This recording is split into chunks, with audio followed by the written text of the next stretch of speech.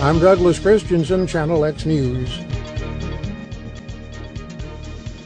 In area news impacting us this Monday morning, February 20th, 2017, the demolition of the Presque Isles Old Recreation Center ought to be wrapped up this week. The William Haskell Center on Main Street was replaced late last year by the new, bigger Sargent Family Center at Riverside Park. The Haskell Center served the city for 70 years. It was named after William Haskell, a former Presque Isle recreation director. The land being cleared will become part of Carroll's automobile dealership. Kirk Carroll is paying $103,000 for the property, plus $42,000 for asbestos removal. The demolition and cleanup is being handled by Ed Pelletiers and Son Construction, a Madawaska-based company. An 82-year-old New Brunswick man has been found alive but mighty cold. As reported on Channel X News over the weekend, Andrew Nichols of the Tobic First Nation was located on an unmaintained road in the Knowlesville-Glassville area. Nichols was taken to the hospital in Waterville near Woodstock for hypothermia. He had left home on Thursday night to attend a wake in Carleton County. Tobic's First Nation chief, Jason Moulton, says about 16 people in 8 vehicles combed the back roads between the reserve and Knowlesville, finding him Saturday morning. RCMP Corporal Jason Hansen says Nichols got lost. A small foundation headed by 2 men who have struggled with heroin addiction is now taking up the fight against the drug in rural Maine communities. The Choppers Foundation's latest project is a van stockpiled with clean syringes, Axol, and volunteers who can test addicts for HIV and connect them with resources.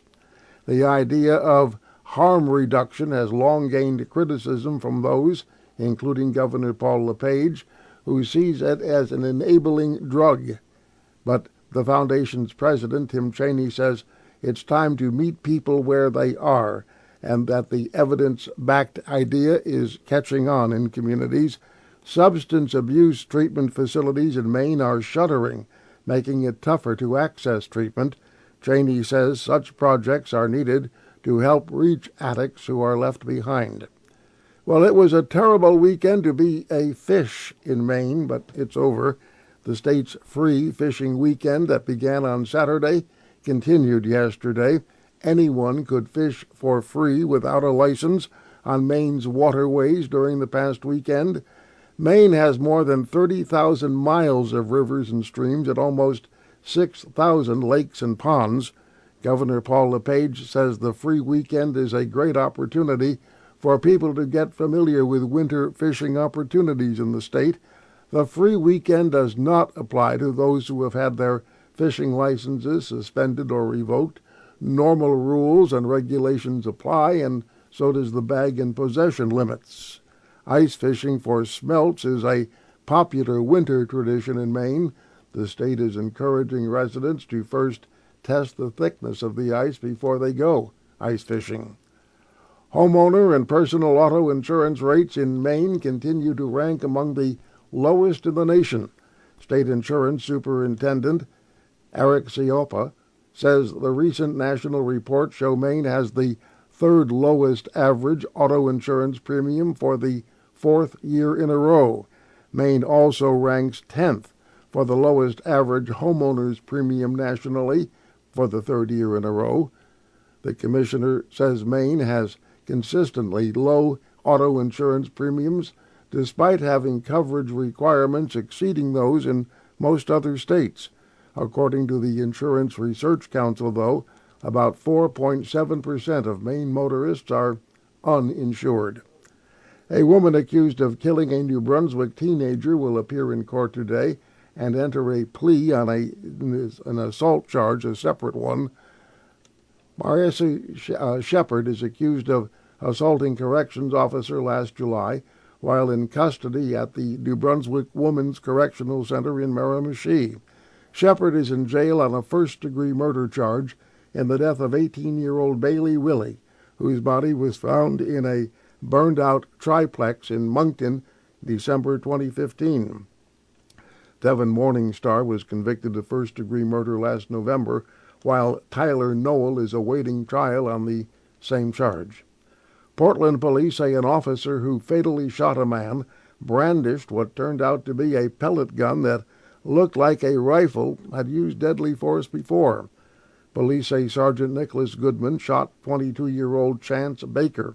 Police say Baker was walking through the parking lot of a strip mall Saturday screaming and pointing at what looked like a rifle, pointing them at cars. The weapon turned out to be a pellet gun.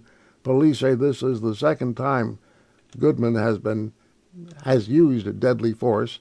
In May 2008, police say he made a traffic stop and he was reached inside an SUV to arrest the driver.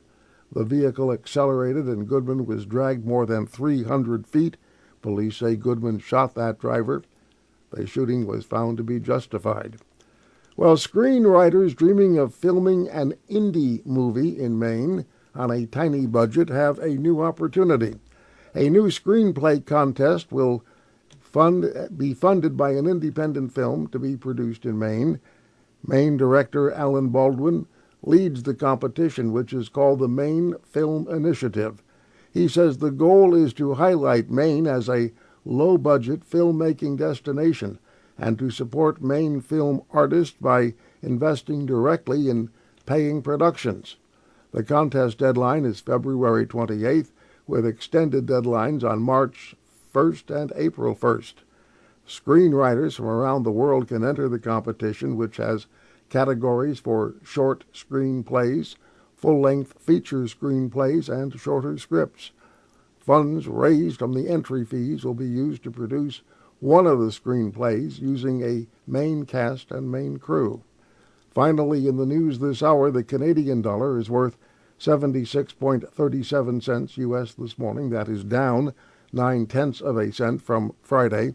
The loonie is now 1.92 cents higher than it was at the beginning of the year.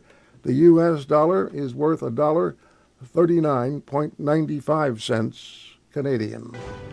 You've just been uploaded on the X.